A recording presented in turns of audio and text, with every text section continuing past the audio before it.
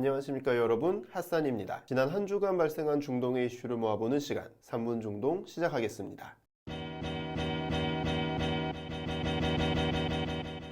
첫 번째 소식입니다. 지난주 중동에서는 기독교 유적이 잇따라 발굴되었습니다. 이집트 바하리아 사막에서는 프랑스 노르웨이 공동 고고학 연구팀이 기원 후 5세기경의 기독교 유물 및 유적을 발굴했습니다. 해당 유적 발굴 현장은 탈가누브 가스르 알 아구즈라는 이름의 현장이고요. 현무암으로 건설된 교회와 문구가 새겨진 점토판 등이 출토되었습니다. 한편 이스라엘 예루살렘 남부 유대 광야에서는 기원 후 1세기경의 성경 사본 조각 및 생활 유물 등이 출토되었습니다.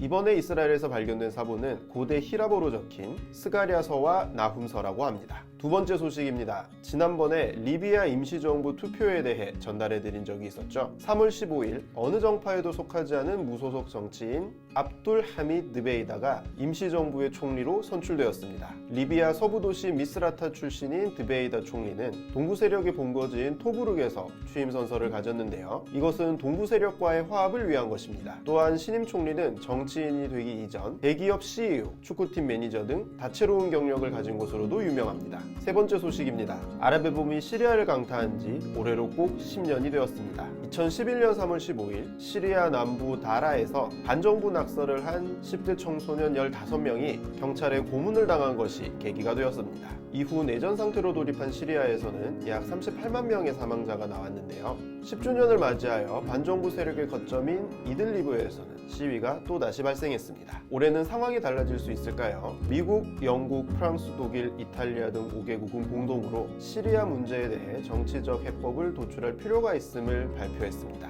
네 번째 소식입니다. 19일 터키에서는 취임 넉 달 만에 중앙은행 총재가 경질되었습니다. 레제 타입 에르도안 터키 대통령과 금리 정책에 대한 이견 탓입니다. 나지 아발 전 총재가 금리를 인상하자 에르도안 대통령이 반발하고 나선 것인데요. 에르도안 대통령은 터키 경제 성장을 위해 통화 정책을 완화해야 한다는 입장을 갖고 있습니다. 하지만 시장에서는 이번 결정을 악재로 보고 있는 것 같습니다. 대다수의 경제 전문가가 이로 인해 터키 리라화의 가치가 폭락할 수도 있다고 경고했기 때문입니다. 마지막 소식입니다. 지난 토요일 오후 일본 미야기현 앞바다에서 규모 6.9의 지진이 발생했다는 소식이 들려왔었죠. 이에 앞서 중동 지역에서도 곳곳에서 지진이 발생했습니다. 미국 지질조사국에 따르면 지난 18일 이란과 투르크메니스탄 접경 지역에서 규모 4.4의 지진이 발생했고요. 그리고 알제리 앞바다에서는 규모 6.0의 지진이 발생했습니다. 게다가 알제리에서는 19일까지 여러 차례 여진이 이어지기도 했습니다. 하지만 다행히 별다른 피해는 없는 것으로 보고되었습니다.